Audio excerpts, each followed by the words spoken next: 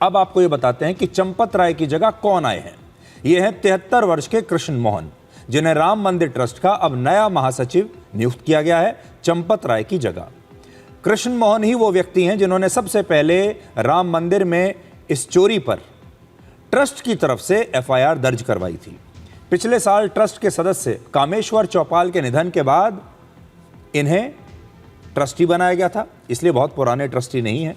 Krishna Mohan Indian forest service यानी IFS के सेवानिवृत्त अधिकारी हैं, यानी सरकारी नौकरी में रहे हैं और अच्छे पद पर रहे हैं। इन्होंने लखनऊ विश्वविद्यालय से एमएससी तक पढ़ाई की है। राष्ट्रीय स्वयंसेवक संघ यानी आरएसएस में भी उन्होंने महत्वपूर्ण और बड़ी जिम्मेदारियां निभाई हैं और आज इस नई जिम्मेदारी मिलने के बाद कृष्ण मोहन ने कहा कि मंदिर के मैनेजमेंट में जो कमियां रह गई हैं वो उन्हें दूर करेंगे। जब तक नए महामंत्री की नियुक्ति नहीं होती है उस समय तक मुझे महामंत्री का दायित्व का निर्वहन करने की जवाबदारी मिली है। इस जवाबदारी के निर्वहन करते समय मेरी कुछ प्राथमिकताएं होंगी।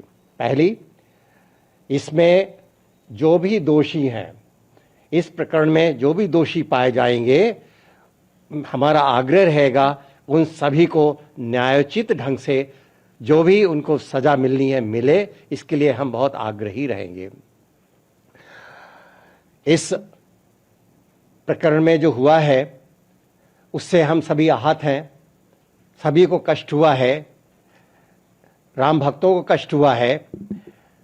अब इस में कहीं ना कहीं प्रबंधन और संचालन में कुछ कमियां रह गई थी, जिसका फायदा लोगों ने उठाया।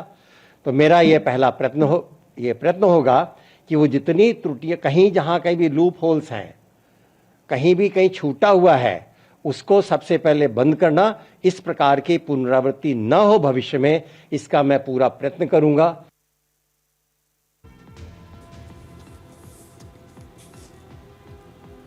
अब आपको बताते हैं कि स्टेट बैंक ऑफ इंडिया यानी एसबीआई ने कैसे इस मामले में अपनी भूमिका ठीक से नहीं निभाई, क्योंकि आज की बैठक में एसबीआई का नाम आया और यह भी कहा गया कि एसबीआई ने अपनी भूमिका ठीक से नहीं निभाई है।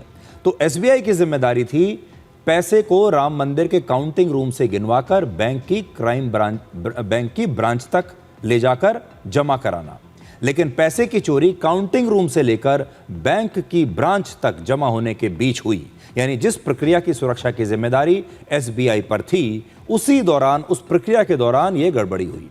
मंदिर ट्रस्ट ने एसबीआई को कहा था कि वो अपने कर्मचारियों को इस काम में रखे, लेकिन एसबीआई ने इस काम को आउटसोर्स कर दिया और इसे बाहरी कर्मचारियों के जरिए करवाया। यूपी पुलिस ने अभी तक 8 आरोपियों को गिरफ्तार किया है।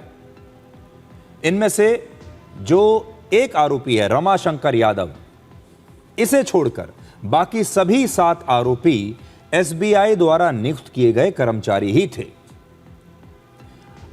तो एसबीआई की तरफ से भी यह एक त्रुटि हुई है और अब एसबीआई का नाम भी आ रहा है, क्योंकि एसबीआई के जो ब्रांच है, स्टेट बैंक ऑफ इंडिया की राम मंदिर की जो ब्रांच थी, उसकी जिम्मेदारी थी और उसने इन अपने लोगों को जो रखा वो भी लगातार ये चोरी कर रहे थे और एसबीआई को भी इसके बारे में पता नहीं चला।